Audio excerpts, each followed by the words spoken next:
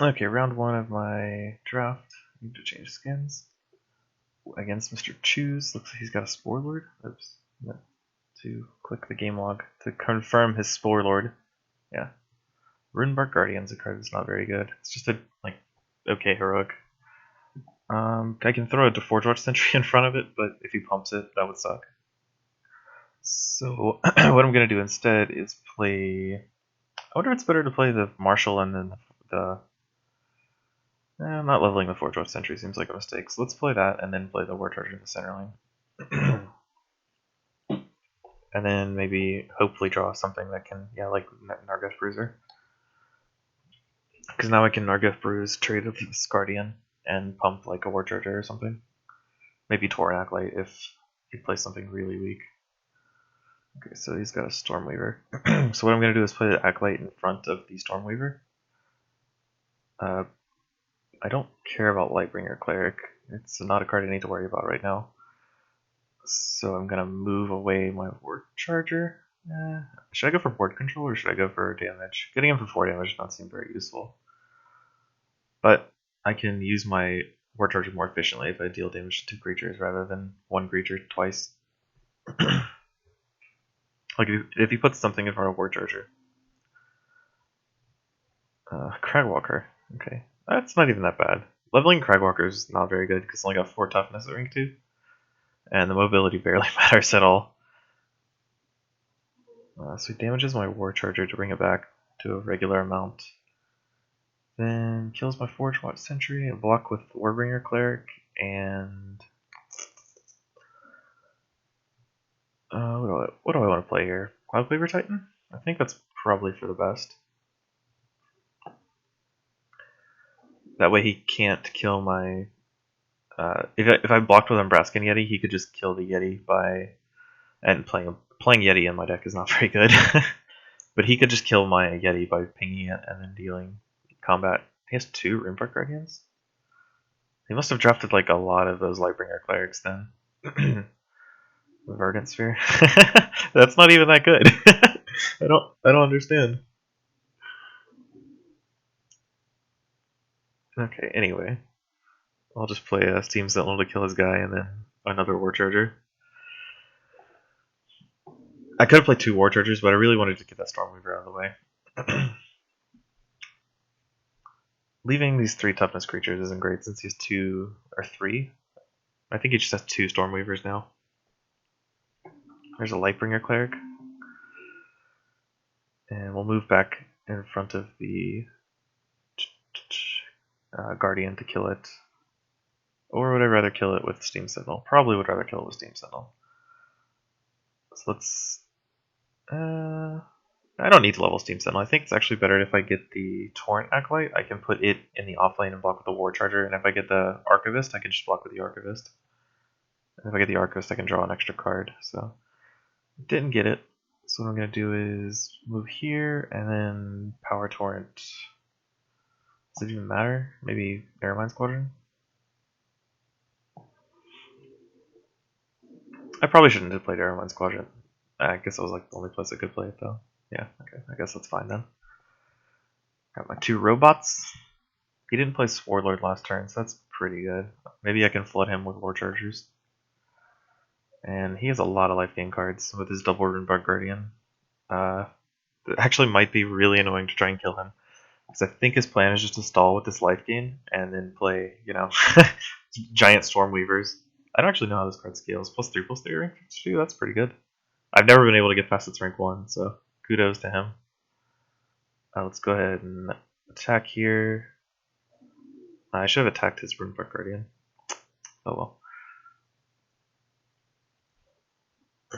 This way, if he can't, he can either kill my Runebark Guardian to get him for 12, or he can kill my Batterbot to save his Stormweaver. He's probably going to save his Stormweaver, or kill my Airmine Squadron. At least that's what I would do. Because it's really hard for me to deal 12 damage with 1 card, since I've already played the Tauren Acolyte. And how many level 2 cards do I have left? Forge Watch Sentry, War Charger, Bruiser, and Titan. That's not too bad. If he doesn't kill the Squadron, I can kill it with Bolt Intruder. Oops, didn't mean to click that. All my creatures get really low. So he just kills the Acolyte. That's weird. That's like the last thing I would have expected him to kill. Does he have like a Frost Shatter Strike or something? Frost Shatter Strike the Airmine? Okay, that's bizarre.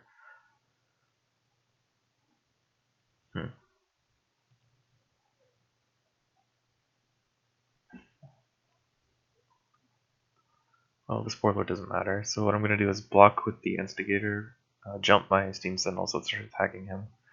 And then I probably should play the Vault Intruder first.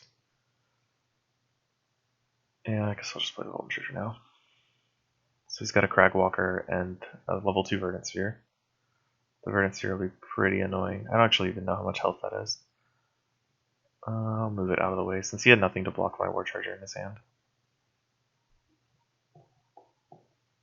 And ticking 2 is not that big a deal.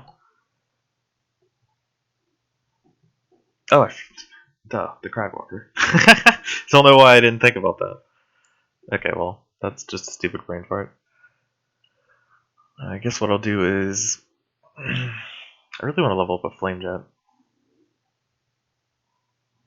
I think I need to level up a Flame Jet, so let's play Flame Jet and then Forge Watch Sentry? Or would Bruiser be better? Bruiser would probably be better, since Forge Watch Sentry is only 12-12 and all his creatures are gigantic. Yeah, Nagarath Bruiser level 3 trades with the level 3 Stormweaver. So I think it's a little better play than the... I could have played both the level 2 creatures, but not leveling up the Flame Jet seems wrong to me. Since the Forge Watch Sentry basically just doesn't matter at level 3 anymore, since he's got 1820 or 1620s in his deck. So it seems better to me to try to play... Hope he gets screwed a little bit this game. Like, if he drops 2 Stormweavers here, I'm probably dead. But if he doesn't, and I draw the Flame Jets a little more, I can just almost kill the Stormweaver. And he chose Stormweaver. Well, that's unfortunate. Let's just play Torrent Acolyte in an offlane. Power Torrent my Batterbot. Maybe Power Torrent, I'm not really sure. This does 8 damage, right? So if I do 8 damage, it goes to 12. This is plus 4 attack, I believe. So I put it to 8, and that dies to Cloud Cleaver Titan, Ionic War Charger, Forge Watch Sentry, Steam Sentinel, and Airmine Squadron. Okay, so 8 is a lot better than 12, because it's much harder for me to do 12 damage. So it's better to hit this guy for 12. Then I could put a Batterbot in front of it. That seems like a waste of Batterbot. So let's put a Batterbot over here. That way if he wants to move his stone back, he either traps it with another creature blocking Batterbot. So now I get to block it with Forge Watch Sentry. The Stormweaver.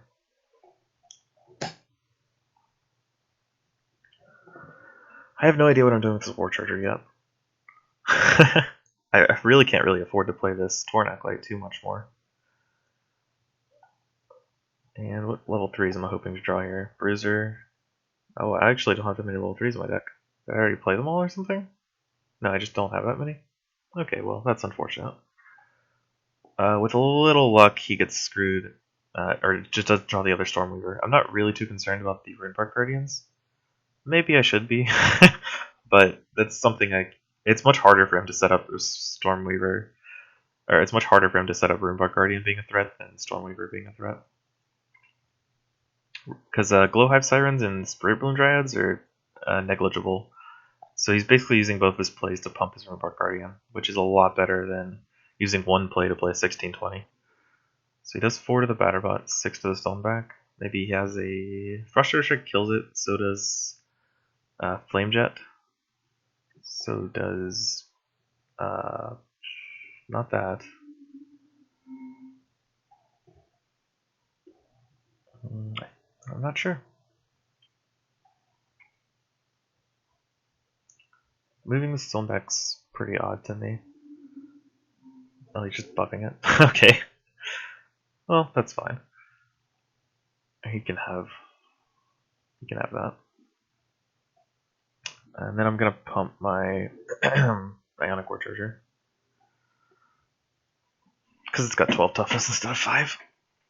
Okay, sweet. I got the Arcfly Squadron, which I think levels a little better than Cloud Cleaver Titan, because 12-16 versus a 15-15. I'll be needing to block a lot. Pushing damage doesn't seem very likely since he's got a very life game centric late game sort of deck. It's actually going to be pretty hard for me to win this one. I didn't see any Stormweavers in my draft, did I? Or did I overlook them? It's not a card I typically overlook, so I'm going to go with I just didn't see very many. Ooh, I have a Pyramystic in this deck. That would actually be really strong, but it's rank 3, so it's probably too late. I hope I didn't draw that earlier and I just overlooked it because it's a vanilla 5/5 in most matchups. But against this one life gain guy, that Pyramystic could have been like insane. I can imagine someone watching the video and see the Pyramystic in my hand as I'm talking about all these life card spells, and I just don't cast it. And they're like, "No, no, what are you doing? Cast the Pyramystic." But I'm not used to Pyramystic actually mattering. Oh, how embarrassing. What's funny is that when my opponent played the first Spirit Bloom Dryad, or it was a Roadmark Guardian, I'm like, oh, that's like that card I talked about earlier. What was it? Leyline Tyrant? No, I don't think I saw Leyline Tyrant. And then I just forgot completely about that line of thought. Just completely forgot I had a Pyramystic in my deck. Oh, well, that's kind of funny. Mr. Chew BS is taking a little while, so maybe his hand's not very good. Yeah, he's got the Glowhive Siren Lightbringer Cleric hand. It's not known for its, excellence. So let's play the Nargath Bruiser. Blocking. Actually, blocking is not. If I block the Lightbringer Cleric, it dies to another. Actually, blocking Lightbringer Cleric's fine. I'd rather have a Cloudcleaver Titan in play anyway. Titan or Squadron? Squadron's a 15/15 that gets to be Torn Acolyte. Cloudcleaver Titan has mobility 3. I don't. It's probably utility of Squadron's probably a little higher.